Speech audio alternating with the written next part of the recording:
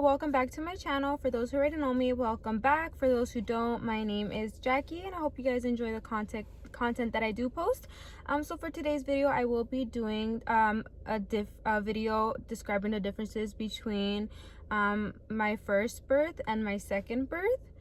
For those who do know me, I do know that I do have a baby boy and a baby girl. So I will be explaining to you guys the differences between my two births that I had. So let's get right into the video. So for the first birth was my son. He is 16 months is it 16 months? Yeah, I believe he's 16 months older than my daughter.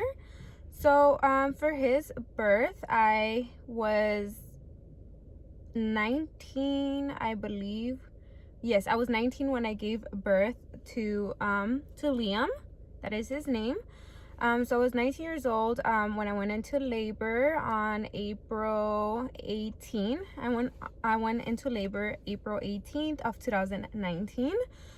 So I went in because I woke up. Okay, so I'm a whole mess. I'm so sorry, guys. Okay, so hey guys, quickly just want to let you guys know to please disregard any of the stuttering that you hear throughout the video. I was trying to remember everything by memory. That's why I was stuttering. I didn't write or jot anything down, so please just disregard that, and I hope you guys enjoy the rest of the video. As I was saying, I went into labor April 18, 2019. So I was sleeping one night in my room, and then all of a sudden I get like this weird first I get up to go to the bathroom. I believe it was like 3 in the morning. I go to the bathroom and then I wipe, and this video is gonna be TMI, so for anybody that, you know, is sensitive or like is grossed out easily, you can click out of the video right now, because it is gonna involve like a lot of details. So yeah, that's just a disclaimer. So yeah, so I got up to go to use the restroom at 3 in the morning. I wiped and I had noticed that my discharge was a little bit different. It was a little bit like gooey in a way. And guys, previously I feel like I was getting pieces of my mucus plug. For those who don't know what a mucus plug is it's like a gooey substance that closes the cervix. So when you're going into labor, usually you lose your mucus plug, and it can be a bit gooey, or it can be like tinted with blood as well. Not a lot of amount of blood, it's just like a little bit of blood in between the discharge. So I had noticed that like it was a different texture of what I normally have. And I was like, oh, okay, well, I mean, guys, note that my due date was May 5th and it was April 18. So I still had a pretty long way to go. I had like about a month, I believe, to go. At that point, I believe I was only 37 weeks, like 4 days.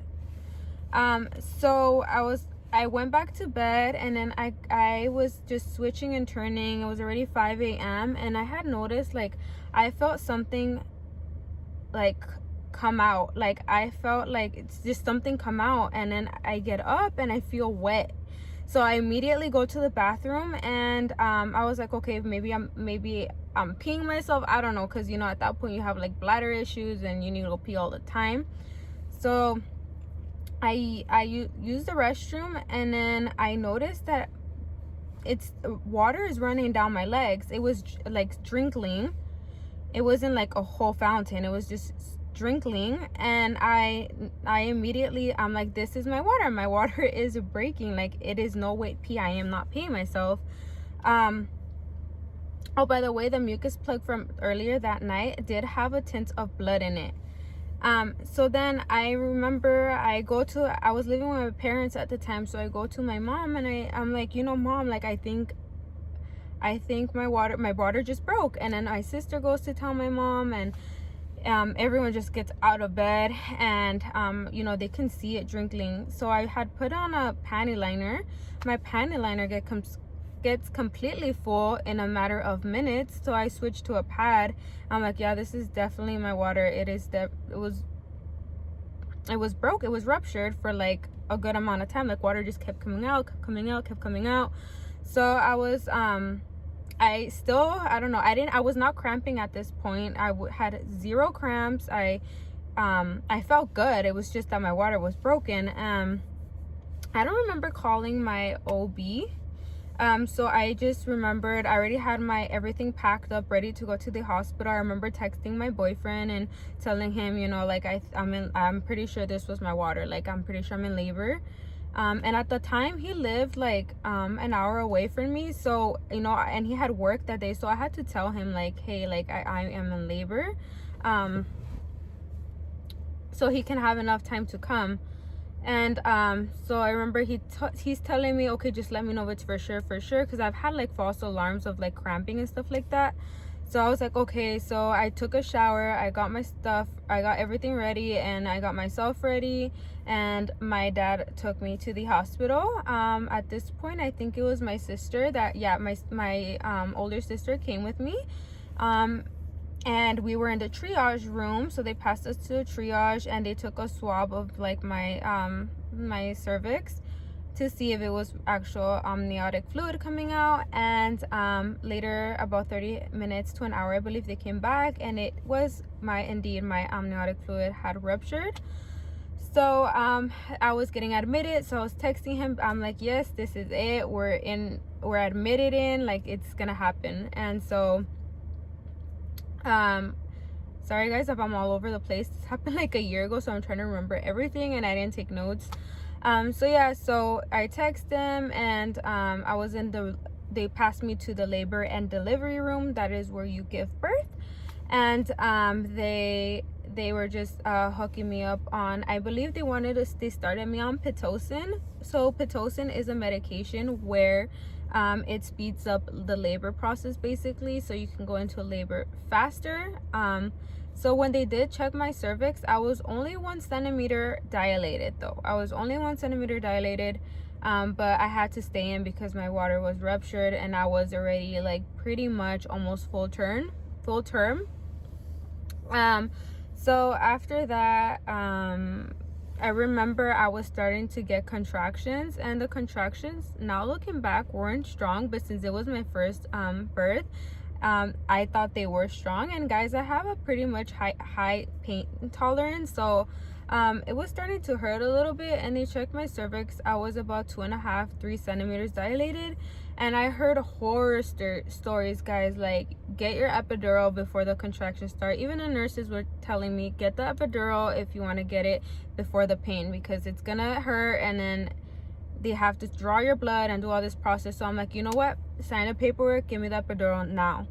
So then the anesthesiologist comes in, they put me in position, everything, and they start putting the epidural. And guys, when I tell you, it hurt so bad. And I'm not trying to scare you guys.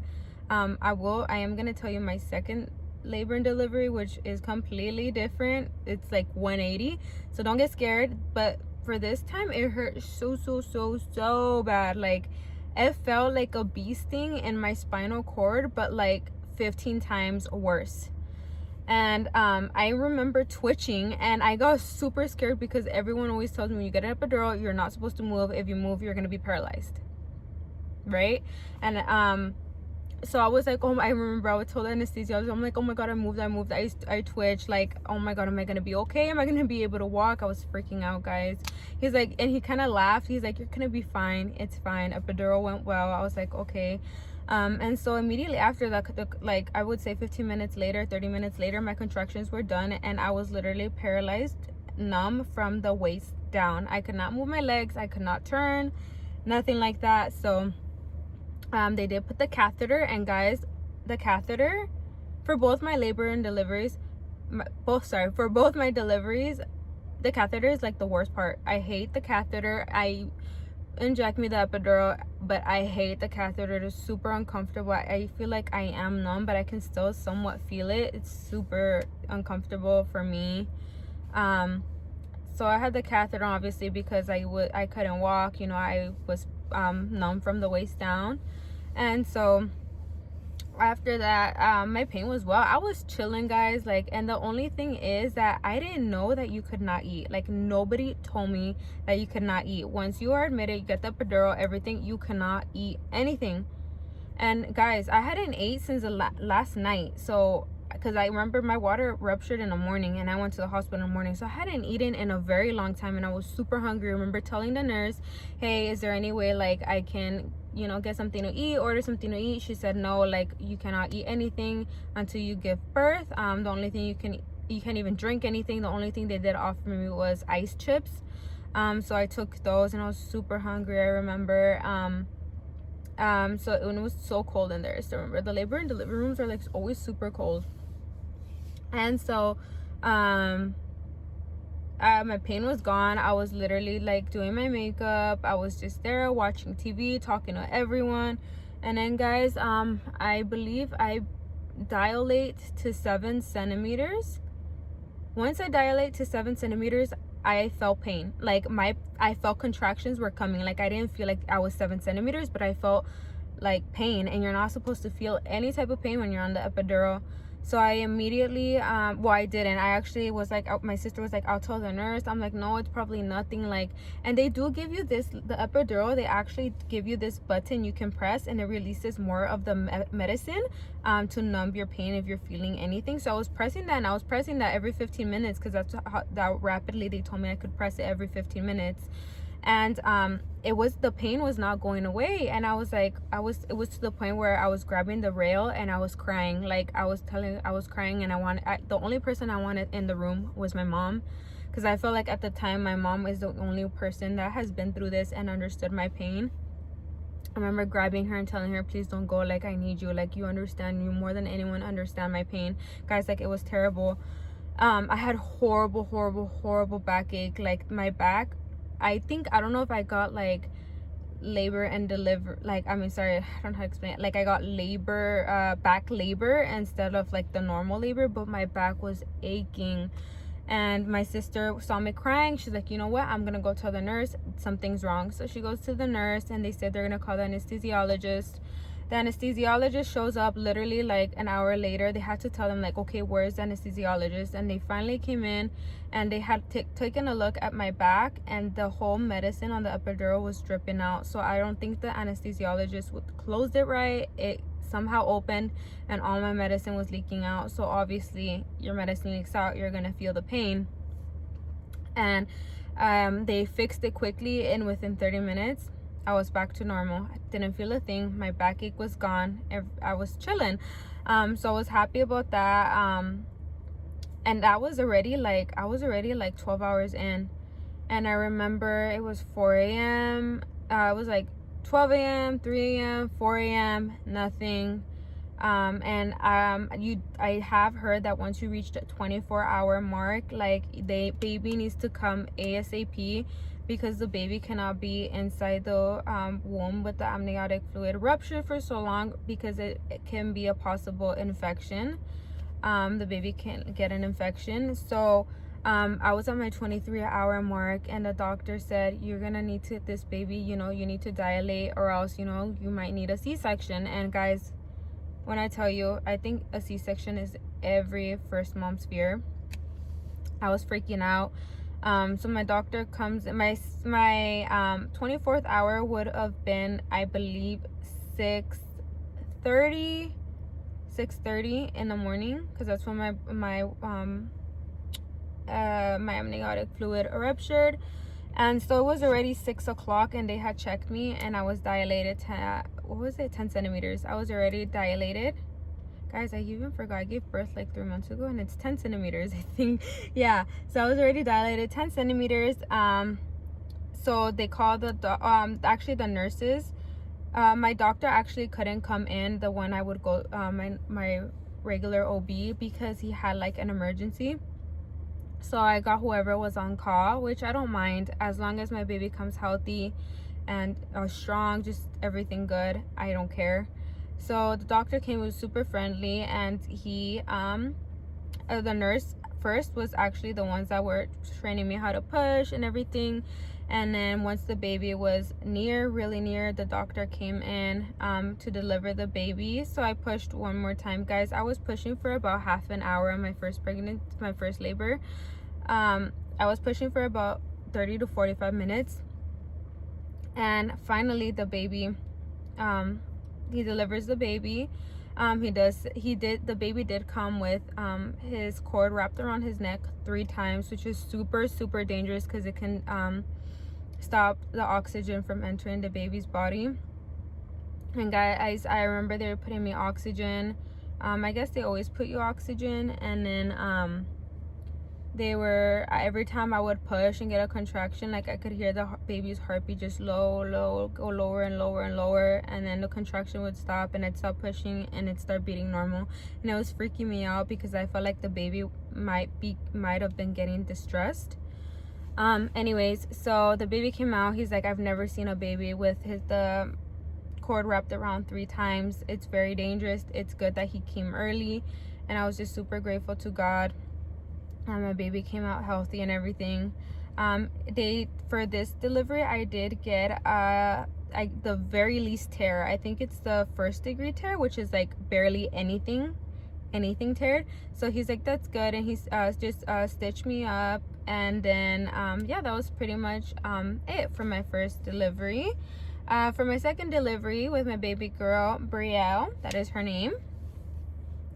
So for her, it was a complete opposite, guys. I went into labor August 8th, and I went into labor because I was having really bad contractions for over a 24-hour period. Like I was having contractions August 7th, and I knew it was contractions because I knew what false alarm ones felt like, and it just like Braxton Hicks, and I know it didn't feel like that. It was getting intense and closer together. But I didn't want to go to the hospital because I didn't want them to send me back, because I was delivering in a hospital all the way in Glendale, and I live in the Riverside County here in Moreno Valley, so I didn't want to drive back.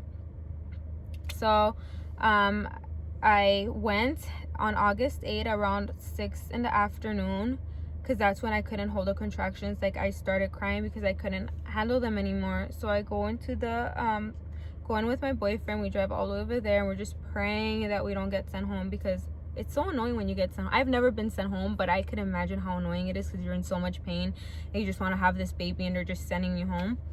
So we got there, they put me in a triage, and then they checked to see if I was dilated, and I was only dilated, I think, 2 centimeters. So they called the doctor, and the doctor's like, okay, we're gonna my OB, my OB said to keep me and see how much I would progress in an hour. If I would progress another centimeter, they would admit me in. If I wasn't, they would just send me home. So we were just praying to God that, it was the day, and I believe I was 38 weeks 5 days, so I was already like full term. And the nurse came back in, and she said, now you're dilated to 3 centimeters. So yes, the doctor said that we are gonna admit you, which we got super happy because we didn't have to go back, and we were having the baby that day, well, the next day, because it was already nighttime. So that happens, and everything's fine. We're chilling in the room.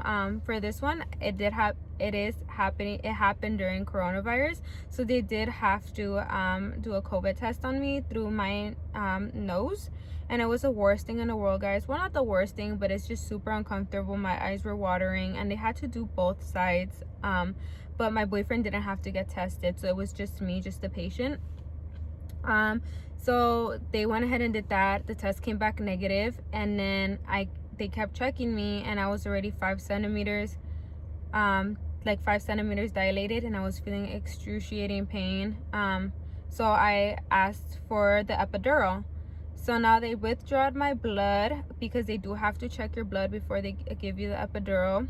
And that took a very long time, because they had to send it to the lab and make sure everything was okay. So that took about 2 hours. So within those 2 hours, I was already progressing 6 centimeters, and then centimeters, and then I was already 7.5 to 8 centimeters. And guys, I was dying. Like, I felt like I was dying. I was crying. My contractions were so close together and super high. I remember I was just, it was the worst pain I've ever experienced in my life. Every time I would get a contraction, my boyfriend would come and I would just hold him because it would hurt so bad. And then got to the point where I got out of the bed and I just was standing with my hands on the bed. Just, I did not want to be laying down. I feel like laying down makes your contractions worse. That's why you see a lot of people stand up or try to walk around, because the pain is horrible when you are laying down. So I was standing up, and I remember it got to the point where I needed to go pee. But my I was connected to the monitors and I was having a contraction at the same time, and then I got nauseous and I threw up. So I was throwing up, having a contraction, and peeing myself all at the same time, and I was crying. Like, I was shaking so much. Like, I couldn't stop shaking because of all the pain. And I remember I'm like, can you I told Andrew, my boyfriend, I'm like, can you just please go freaking call the excuse my language, call the freaking nurse and please just let her know, like, I need to get disconnected on monitor. I'm gonna disconnect it myself because I'm peeing myself and throwing up. And so they rushed in there and they disconnected me. I went to the bathroom, did my thing, and then I went back into the bed. And my boyfriend even said, my boyfriend even told me, like, hey, you know what, like, you need to you guys need to hurry up. Like, she's already 8 centimeters dilated and she's in excruciating pain. Anesthesiologist finally comes in. I'm already 8 centimeters, dying basically. He puts the epidural in me, and I think I'm in just so much pain. 8 centimeters dilated to the point where I don't feel the epidural. I just wanted it, and I felt like I didn't feel it, the pain I felt the first time around. So they finally put it on me. 15 minutes in later, I was good to go. I was good. I felt no pain again. This time I had no problems with my epidural.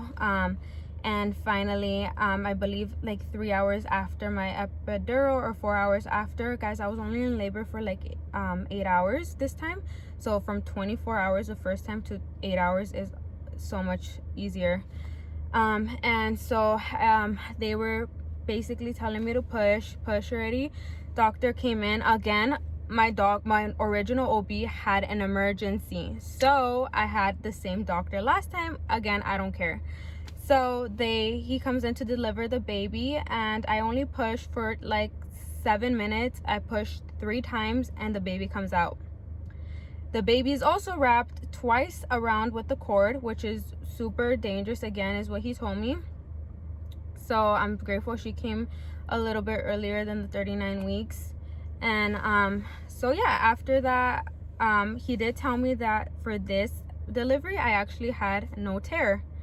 The weird thing is that my son was 6 pounds 5 ounces, she was 7 pounds 2 ounces, and I didn't tear and she was bigger. So I mean, either way, it was great. The healing was so much quicker for this one too. For this one, it didn't hurt as bad or anything like that. So yeah, guys, that's my 2 different delivery. Oh, I didn't mention, guys, the most important part. My water did not rupture with my second delivery. My water did not rupture whatsoever. They actually went in there with the hook and they broke my water. So guys, I thought my water was gonna break because it broke the first time. Literally, you just never know. Like, my 2 deliveries were completely like different. But they also did start me on Pitocin for the contractions, so that was the same. But other than that, everything was like spiral, like 180, completely different. So yeah, that's basically my 2 differences between my 2 labor and deliveries. Yeah, so if you guys want me to do like a postpartum video, or like what to expect for postpartum, baby blues, anything like that, or my 2 different pregnancies, like during when I was pregnant, like how were they different, like between having a boy and a girl, was there anything I noticed? Comment down below and I'll be sure to make that video for you guys. I love making these types of videos. So yeah, guys, thank you guys so much for watching. I hope you guys enjoyed today's content and it helped anybody out that had any questions between like how different labor can be.